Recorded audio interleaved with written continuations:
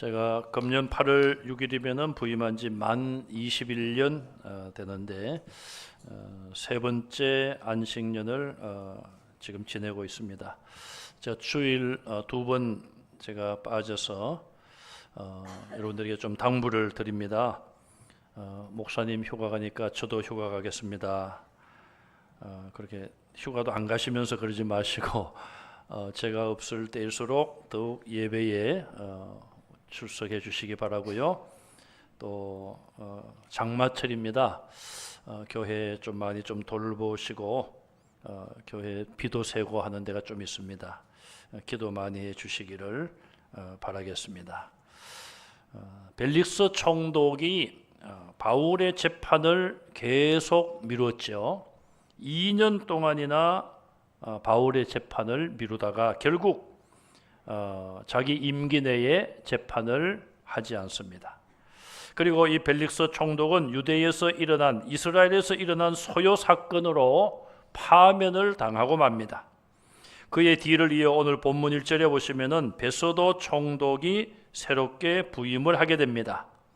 그는 부임을 하고 집무실이 있는 가이사랴에서 이스라엘의 수도인 예루살렘으로 올라갑니다. 그곳에 올라가서 이스라엘의 지도자들을 만나 부임 인사를 하러 갔습니다. 그러자 유대교 지도자들은 이것이 기회라고 생각을 하고 대제사장들과 유대교의 높은 지위에 있는 사람들이 새 총독 베소도에게 바울을 고소했습니다. 그들은 총독이 바뀌게 되자 그동안 바울에 대한 재판을 미루어왔던 전 총독과는 다르게 새로운 총독이 바울을 속히 재판하여 바울을 사형시키고자 하는 목적으로 다시 고소를 했습니다. 그리고 총독에게 요청하기를 가이사랴에 있는 바울을 예루살렘으로 이송하여 재판을 해달라고 청원을 합니다. 신임 총독이 자기들의 요청을 받아주리라고 기대했을 것입니다. 그리고 2년 동안 가이사랴에 구금되어 온 바울을 예루살렘으로 이송해 달라고 하는 그 청원에는 목적이 있었습니다.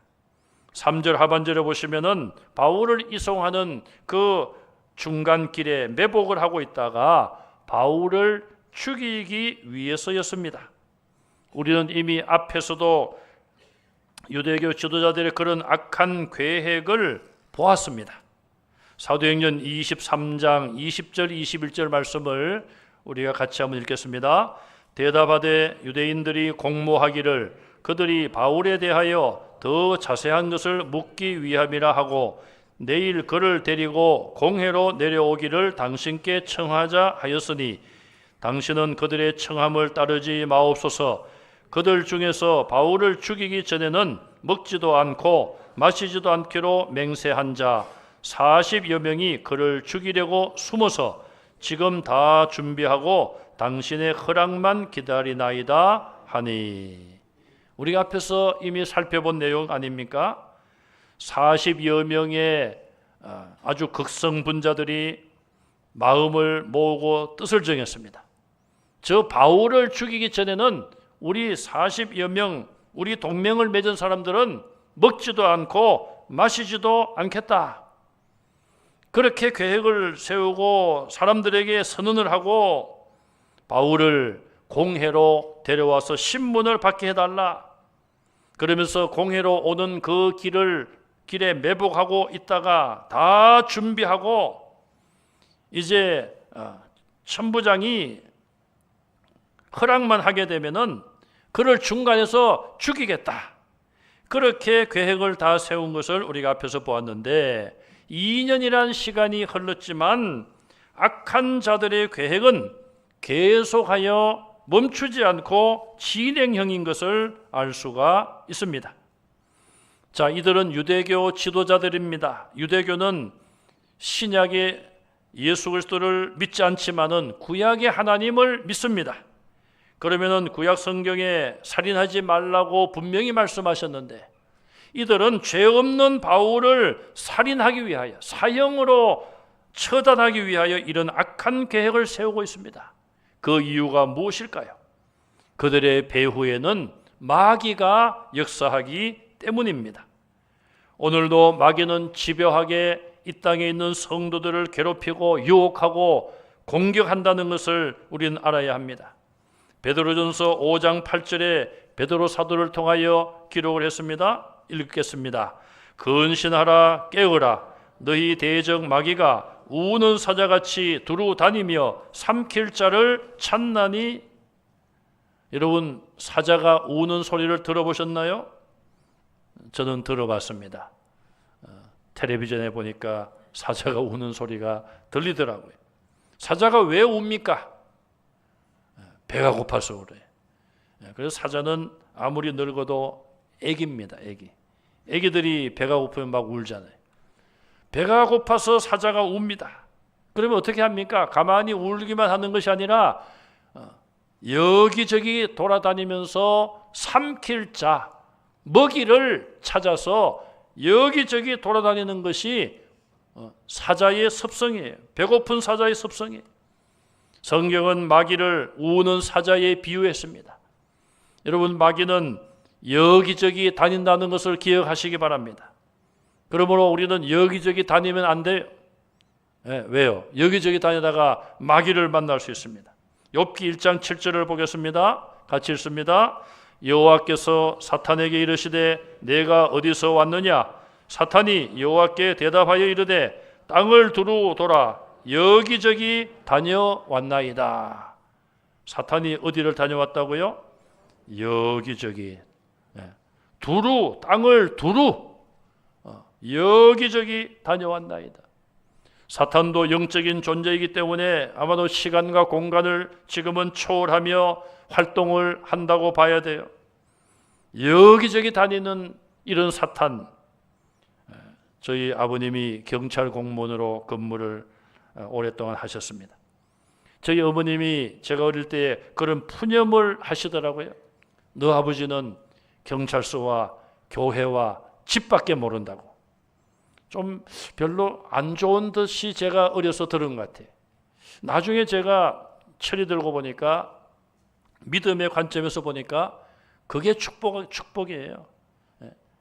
직장, 가정, 교회, 집에 세대주가, 호주가 그렇게 다녀야지. 그럼 어디를 다녀야 되겠습니까? 술집도 가고 또 다른 데도 가고 그래야 될까요? 아마 저희 어머님은 저희 아버님이 그냥 집에 와서 글쎄요, 잔소리를 많이 하셔서 그런지 자유가 좀 없어서 그런지 그런 푸념을 하셨어요. 우리 남편이 계신 분들, 우리 남편분이 여기저기 다니지 않고 직장과 사업장, 교회와 집에만 오는 것을 감사하시기 바랍니다. 아멘 소리가 별로. 또 남편 되시는 분이 아멘 또 하시는데 정말 그게 행복한 거 아닙니까? 여기저기 다니다 보면 사건 사고가 터질 수밖에 없어요. 마귀가 지금 마귀의 습성이 그렇잖아요. 여기저기 다니면서 자기 먹잇거리가 없는가 찾는 것이 마귀의 습성인 거예요. 사탄 마귀의 권세는 2년 전에도 죄 없는 바울을 죽이려고 하다가 2년이라는 세월이 지났지만 똑같은 방법으로, 똑같이 불의한 방법으로 죄 없는 바울을 죽이려고 노력하는 모습을 볼 수가 있습니다. 유대교 지도자들은 그것도 깨닫지 못하고 자기들의 잘못된 그런 감정, 바울에 대한 정오심, 왜 정오심을 가집니까? 자기들의 믿음과 다른 것을 전하기 때문에 그런 거예요.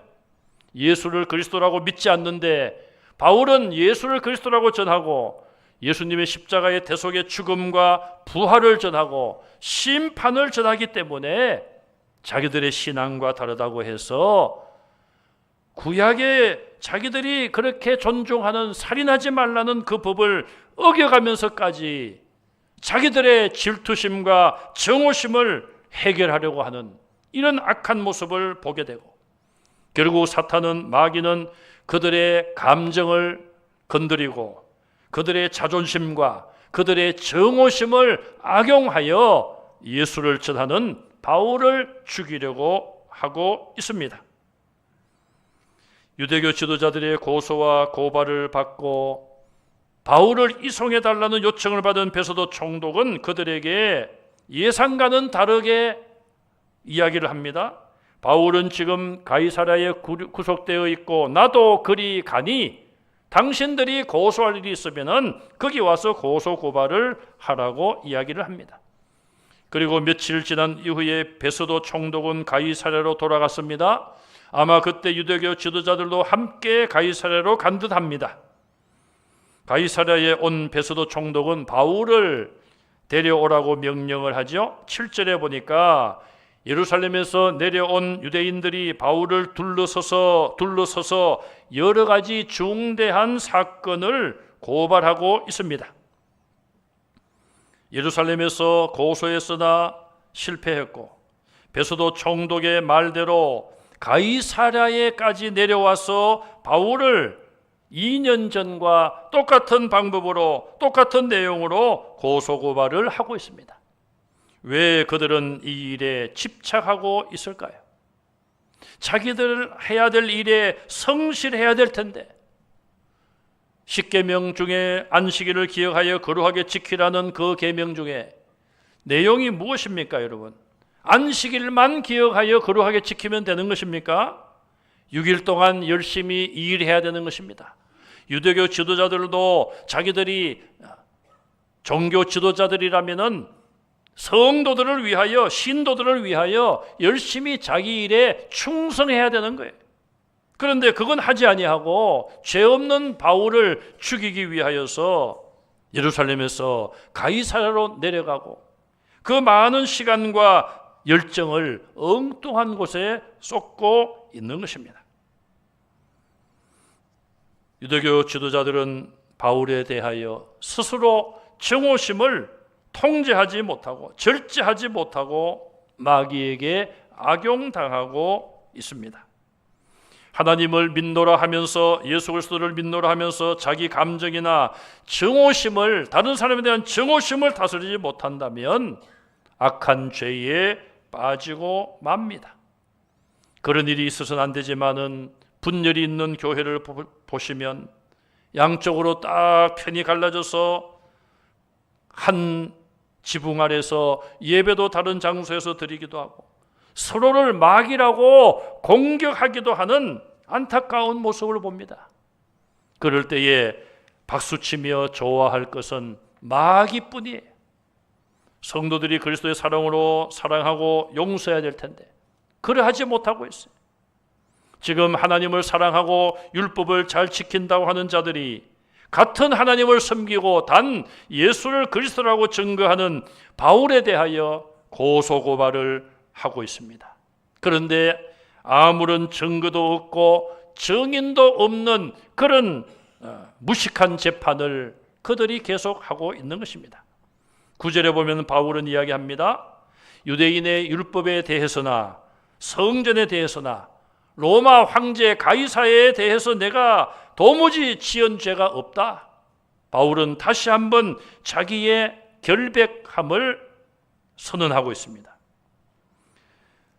사도행전 24장 13절 말씀에 바울은 이미 벨릭스 총독 앞에서도 자기의 결백함을 증거했죠. 같이 읽어보겠습니다. 이제 나를 고발하는 모든 일에 대하여 그들이 능히 당신 앞에 내세울 것이 없나이다. 앞에서 전 총독 앞에서도 바울은 저들이 나에 대해서 모든 고발하는 내용에 대하여 당신 앞에 내세울 것이 없나이다. 많은 고발을 하고 죄를 고소하고 고발하지만은 증거와 증인이 없다는 것을 담대하게 앞에서도 바울은 이야기했습니다. 예수님에 대해서는 예수님은 어떤 재판을 받고 예수님은 어떤 대우를 받았습니까? 마태복음 26장 59절 60절 말씀을 계속해서 읽겠습니다. 대제사장들과 온 공회가 예수를 죽이려고 그를 칠 거짓 증거를 찾으매 거짓 증인이 많이 왔으나 얻지 못하더니 후에 두 사람이 와서 대제사장들과 예루살렘 공회, 이스라엘의 최고의 권력기관이 예수를 죽이려고 아예 목적부터 정해놨어요. 저 예수는 우리가 죽여야 된다. 그래서 죽이기 위하여 재판은 요식 행위로 재판 과정을 거치는 것이죠. 거짓 증거를 찾고 거짓 증인들을 찾았습니다. 많은 사람들이 와서 내가 증언할게. 들어보니까 다 거짓 증언이고 증거로 채택할 수 있는 것이 하나도 없었습니다. 예수님도 유대교 지도자들은 그렇게 불법적인 재판을 형식적으로 통과하여 십자가에 못 박아 예수님을 죽게 했습니다. 바울은 자기 변론에서 세 가지를 이야기했다고 보았습니다. 율법에 대하여 내가 죄가 없다. 요한복음 7장 19절에 보면은 율법에 대한 설명을 하고 있습니다. 읽어보겠습니다. 모세가 너희에게 율법을 주지 아니하였느냐? 너희 중에 율법을 지키는 자가 없도다. 너희가 어찌하여 나를 죽이려 하느냐? 예수님이 하신 말씀이에요. 자, 이스라엘이 율법이라고 생각하는 것은 하나님이 모세를 통하여 그들에게 주신 율법이에요. 그런데 그들이 받은 그 율법을 예수님께서 말씀하시기를 너희가 그 율법을 지키지 않는다. 자, 얼마나 그들의 삶의 모습이 모순되어 있습니까? 그들은 어려서부터 모세 율법을 교육받았고 또 자기들의 자녀들을 어려서부터 교육시키는 유대인들이었습니다. 그런데 예수님은 그들에게 너희가 율법을 받고 알고 있을지 몰라도 지키지 않는다. 그러면서 하신 말씀이 어찌하여 나를 죽이려 하느냐. 예수님이 이스라엘의 법대로 볼 때에 사형을 당할 만한 죄를 지은 적이 없는 분이에요. 너희가 나를 죽이려고 한다. 죄 없는 자를 살인하려고 하는 것 보니 너희는 율법을 지키지 않는 자들이다. 이렇게 그들의 모순됨을 지적하셨어요. 바울도 율법을 어긴 적이 없는 사람이에요. 두 번째, 성전을 더럽힌 적도 없습니다. 그가 에베소 사람을 데려온 것을 다른 사람이 오해하여 그 에베소 사람 이방인을 성전에 데려갔다고 잘못 판단하여 거짓말로 고소한 것입니다. 세 번째, 가이사에게도 나는 죄 지은 것이 없습니다. 가이사는 로마 황제를 지칭하는 호칭이 그 당시 이스라엘은 로마의 식민지 나라였습니다. 그러므로 식민지 나라 국민은 로마 황제를 존중해야 되고 그 법을 지켜야 되고 대항해서는 반란죄로 사형을 선고받습니다.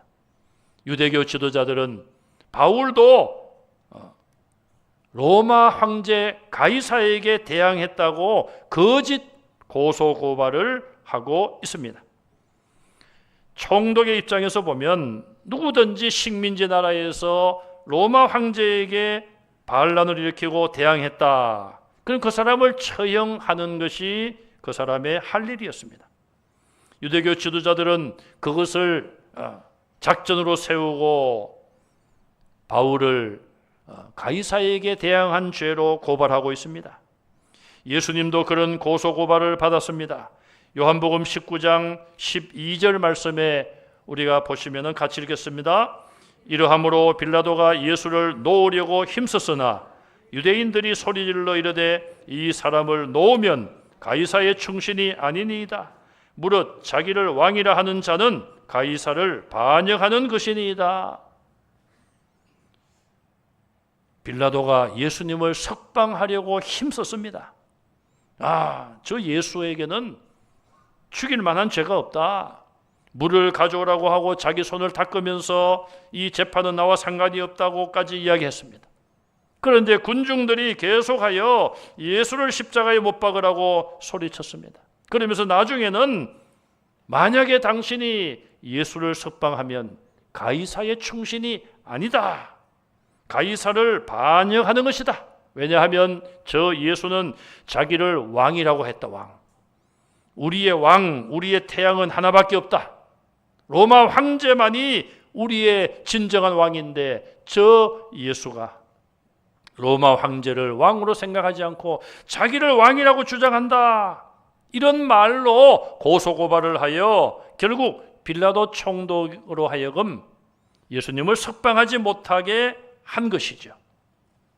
여러분, 예수님은 이스라엘의 왕이 아니라 이 나라의 왕, 이 땅의 왕이 아니라 만왕의 왕으로, 하나님 나라의 왕으로 이 땅에 오신 것을 믿으시기 바랍니다.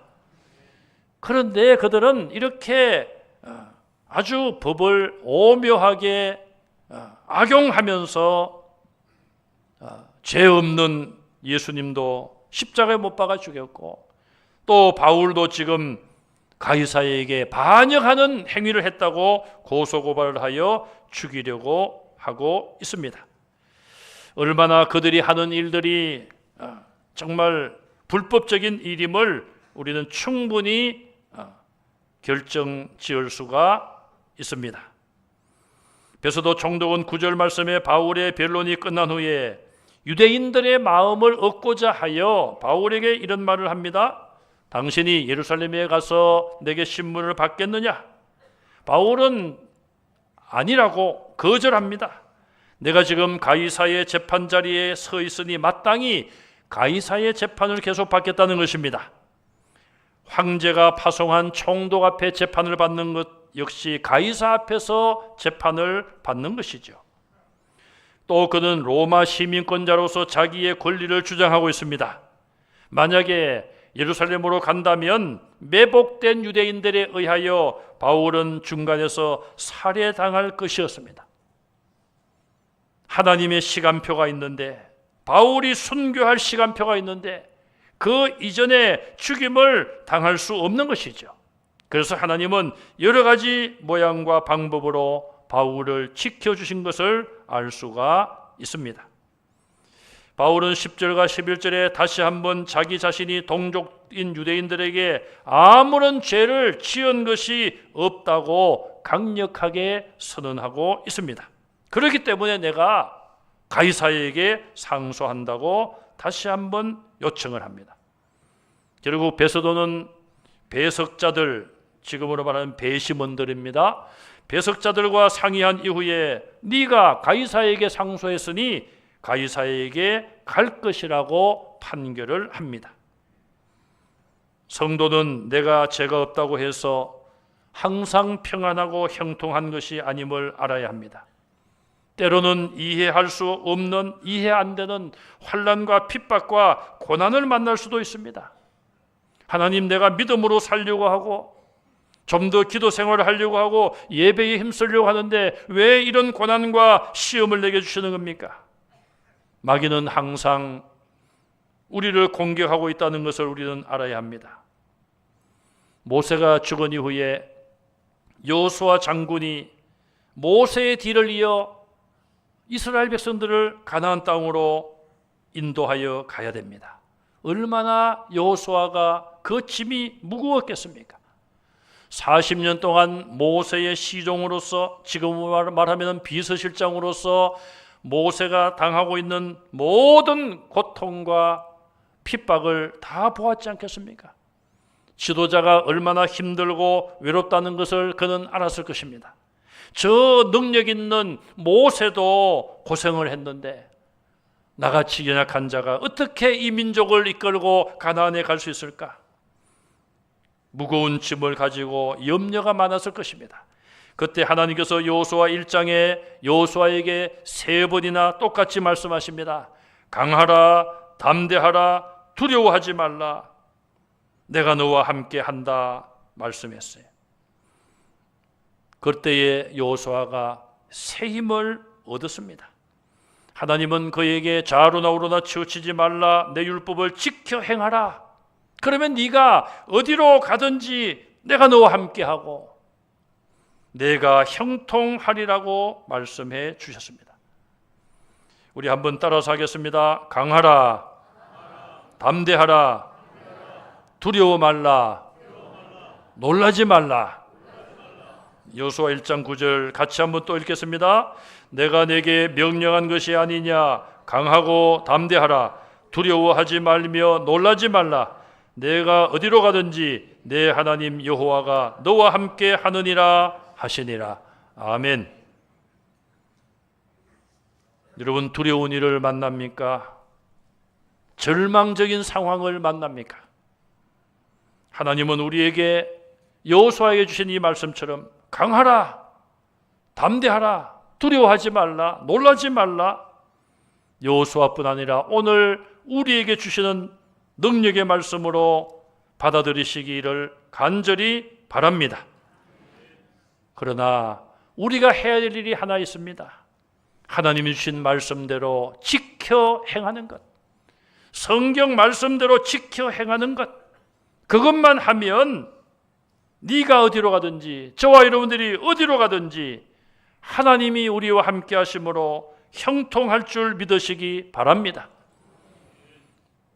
야곱의 11번째 아들 요셉의 삶을 보십시오. 형들에게 배신을 당하고 종으로 팔려 애굽에 갔지 않습니까?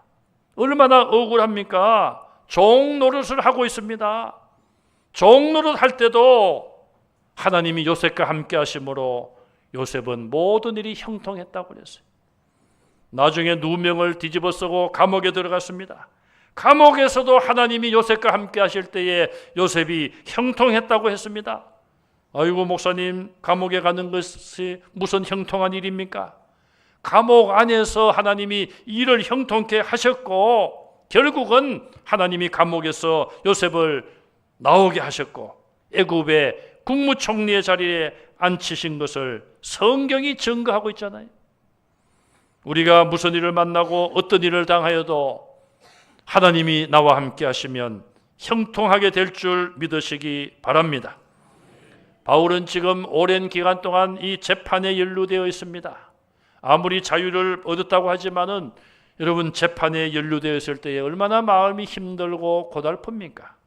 그럼에도 불구하고 바울은 계속하여 성령의 충만함을 받았고 이런 잡힌 신세 옥에서도 성령의 충만함을 받아 옥중서신 성경을 기록했습니다. 사람이 바울을 어떻게 할 수 없었습니다. 하나님께서 그와 함께 하셨기 때문에 아무도 바울을 하나님의 손에서, 부활하신 주님의 손에서 빼앗을 수가 없었습니다. 하나님이 정해놓으신 순교의 시간까지 바울은 어디에서나 누구 앞에서나 담대하게 예수는 그리스도시요 하나님의 아들이시며 십자가에서 죄인들을 구속하기 위하여 죽으시고 부활하시고 장차 심판하러 오시는 분임을 증거했습니다. 저와 여러분들도 강하고 담대한 믿음으로 무장하여 어떤 상황에서나 누구 앞에서나 예수는 그리스도이심을 증거하는 증인들의 사명을 잘 감당하시기를 주님의 이름으로 축원합니다. 기도하겠습니다. 하나님 아버지, 감사합니다. 땅끝까지 이르러 내 증인되라는 주님의 명령에 순종하여